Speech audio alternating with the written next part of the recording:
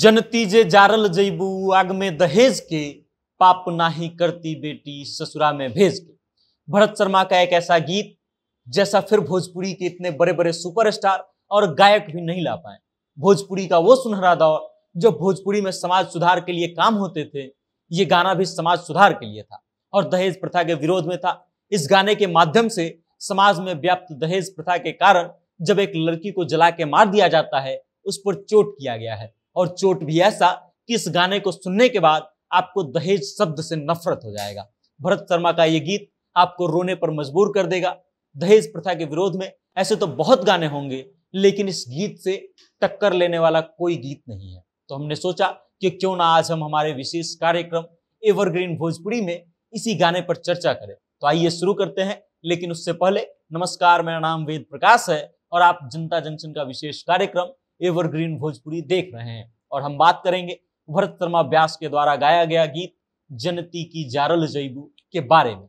कच्ची कली की दामन छुपाकर फूलों तले सांस पाती है बेटी, खिल जाती कलिया तो डाली से झुककर आंचल में मुखरा छुपाती है बेटी।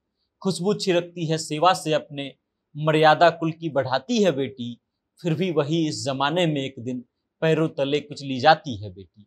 बेटे वाले तो होते किस्मत वाले, पर बेटी के किस्मत में ही शान होती, बचपन में फूलों से नाजुक कली भी जवानी में बोझ बनकर है रोती।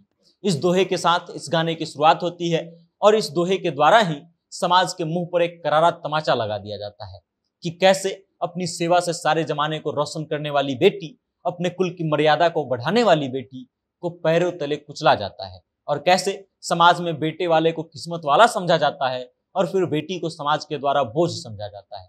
उसके बाद गाने की शुरुआत होती है और गाने के दृश्य में दिखाया जाता है कि एक लड़की को उसके ससुराल में दहेज के लिए प्रताड़ित किया जाता है और फिर अंत में दहेज की आग में उस लड़की को जला के मार दिया जाता है। और तब एक पिता अपनी मृत बेटी को देखकर ये बात कहता है कि यदि मुझे इस बात की जानकारी होती कि तुम दहेज की आग में जलाकर मार दी जाओगी, तो फिर हम कभी तुम्हारी शादी नहीं कराते। पिता कहता है, कटले तू होइबू रनिया बड़ा रे विपतिया, रुअते बितल होई दिनवा उरतिया, माई कह के कुकल होइबू दुखवा अंगेज के, पाप नाही करती है बेटी ससुरा में भेज के।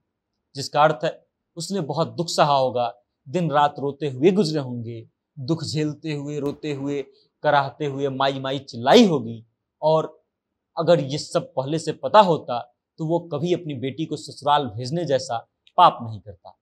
पिता अपने नसीब को भी कोसता है और पूछता है कि एक गरीब के घर में बेटी बनकर के क्यों आई।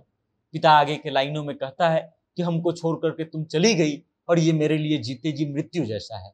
और जब पिता ये लाइन कहता है, करती बियाह नहीं रखती कुंवारी, सुनी लिहती सही लिहती लोगवा के गाड़ी, अलगा ना होके दीहती अपना करेज के, पाप ना ही करती है बेटी ससुरा में भेज के। जिसका अर्थ है ये सब अगर वो जानता कभी अपनी बेटी की शादी नहीं करता, आसपास के लोगों, रिश्तेदारों और समाज का ताना सुनकर रह जाता, गाली खा लेता, लेकिन अपने कलेजे के टुकड़े को कभी अलग नहीं होने देता और उसकी शादी उसके ससुराल पैच और उसकी शादी करके उसको ससुराल भेजने जैसा पाप कभी नहीं करता। तो आपका कलेजा कांप जाएगा। और फिर जब अंत में ये भरत शर्मा ये 4 लाइनें गाएंगे कि लोभ से सलील बाटे बदलल कुरीतिया, जहर पियावल जाता लाई के पीरितिया, एकरा से नीमन रही शासन अंग्रेज के, पाप ना ही करती बेटी ससुरा में भेज के, तो आपके रोंगटे खड़े हो जाएंगे।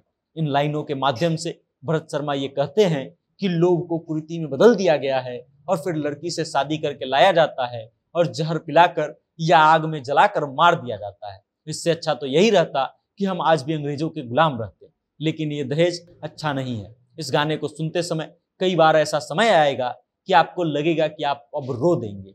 इस गाने के वीडियो में भरत शर्मा रोते हुए दिखाई देंगे और ऐसा इसलिए नहीं कि गाने को वो भावुक बनाने के लिए रोएंगे, क्योंकि आज भी जब कभी भरत शर्मा किसी स्टेज पर ये गीत गाते हैं तो गाते गाते रो देते हैं और फपक कर रो पड़ते हैं।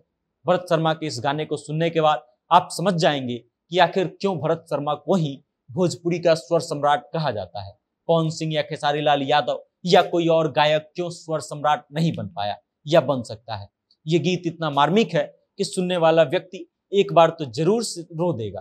खैर, आपको ये गीत कैसा लगा कमेंट करके हमको जरूर बताइएगा और देखते और सुनते रहिए भोजपुरी एवरग्रीन।